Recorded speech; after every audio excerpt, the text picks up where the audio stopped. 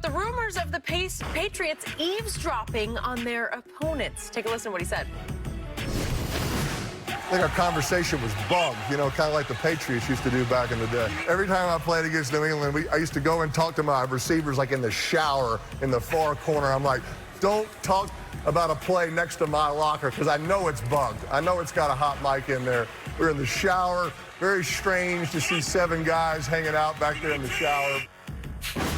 Look, I know he's joking in the delivery, but Shannon, how damaging is this to Belichick's legacy? Skip, it is what it is. Spygate happened, and it happened on his watch.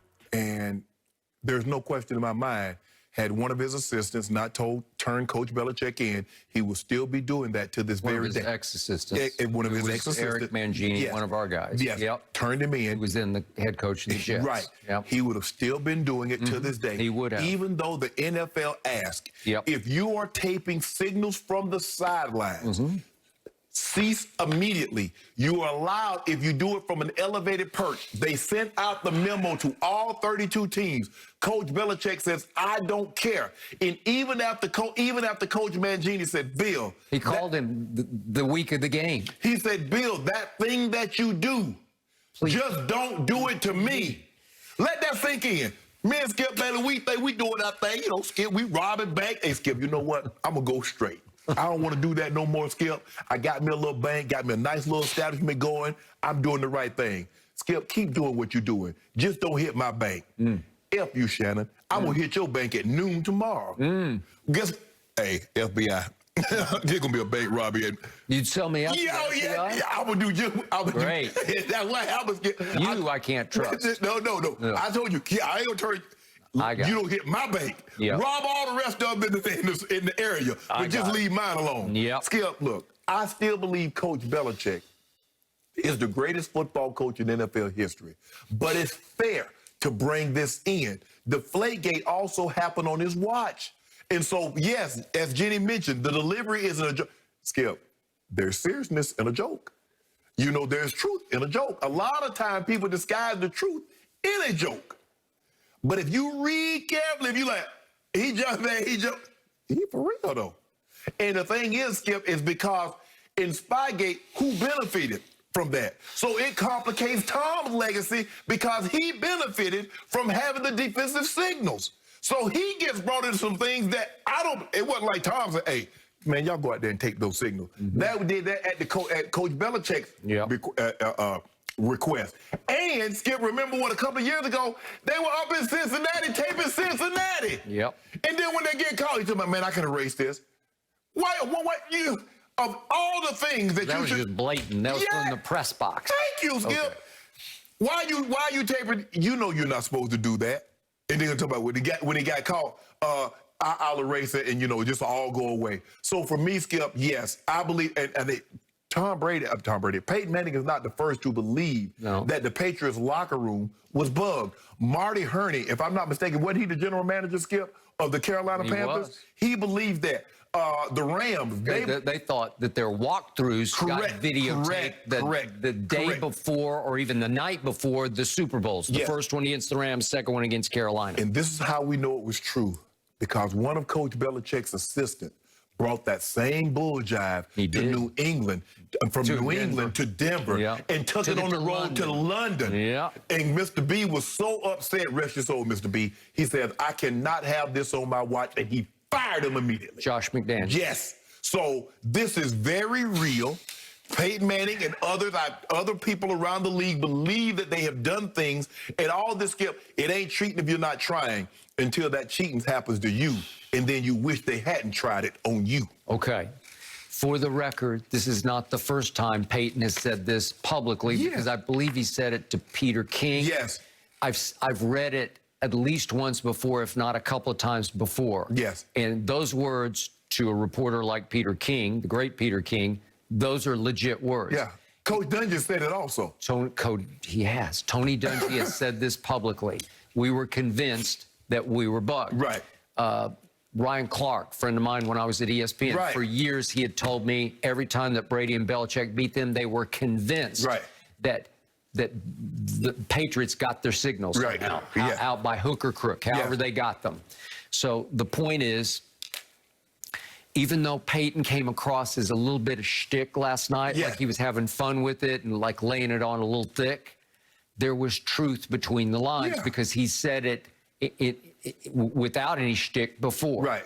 So I just want our viewers to let this sink in. This is Peyton Manning. Some regard him as the greatest quarterback ever, the smartest quarterback ever, the greatest audible caller, Omaha ever. Right.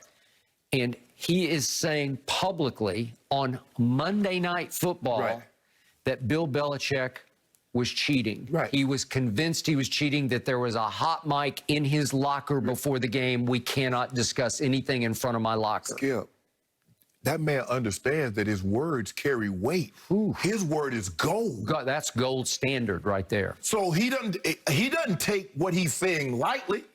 And like I said, there's truth in jokes. You go to listen to all these comic shows, and they've said in a joking manner, but there's truth into what they're saying. There's rage in what they're saying. Yes. So for him to say that and to repeat it, Skip, it's not like he said that and says, well, I don't want to talk about it anymore. He's talked about this openly on several different occasions over the course of years.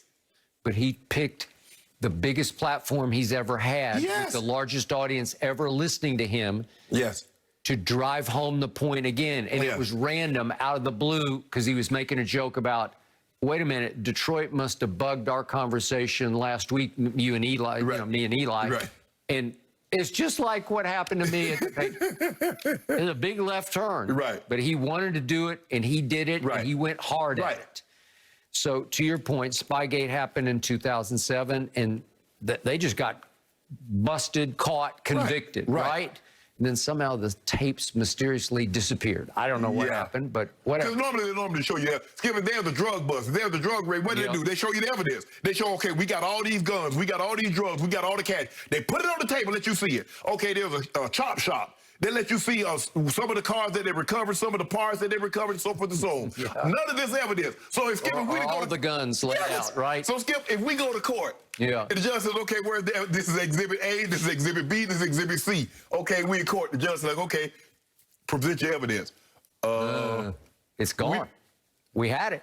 You got no case. They gonna throw you out if you got no evidence, Skip. Okay, so then we move on 7 more years to the 2014 season, and it's just after AFC Championship game, and Deflategate happens.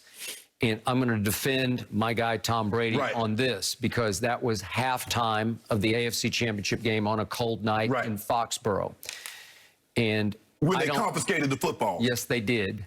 And I don't know about ideal gas laws and how much the football shrinks in the cold, but the point was, with a properly inflated football in the second half, Tom Brady threw another party and went 12 of 14. This is the AFC Championship game against the Colts. 12 of 14 for 131 in the second half and 2 touchdowns. And then obviously with properly inflated balls in the Super Bowl, in the fourth quarter against the Legion of Boom, Seattle Seahawks, he went again, he went 13 of 15 for 124 yards just in the fourth quarter, 2 touchdowns, no interceptions. And you know what happened at the end. Obviously, Malcolm Butler saved the day. But Tom was extraordinary in that fourth quarter with a properly inflated football. Well, Tom didn't need to do that to the Colts. He could have had a bowling ball. He could have been throwing a bowling ball. They could have been running with a bowling ball up under their arms. And they were going to beat the brakes off the Colts as they did. But Tom never said anything but, I like mine inflated to the lower end of legal. The lower end. I like it a little bit softer. Aaron likes his balls hard. Big overinflated footballs. And there's a range that they allow it to be. I don't know the exact I think it's like 13 PSI, maybe 12 and a half, but 13 PSI, I think it was. The point was, Bill Belichick went completely out of character on the Saturday before they left for the Super Bowl, after Deflategate had hit the fan. It's a 2 week before the Super Bowl. Called his own press conference in New England, gathered both the New England and the national media together, and basically said, don't look at me, go ask my quarterback about over or underinflated footballs, Go ask the quarterback. Really?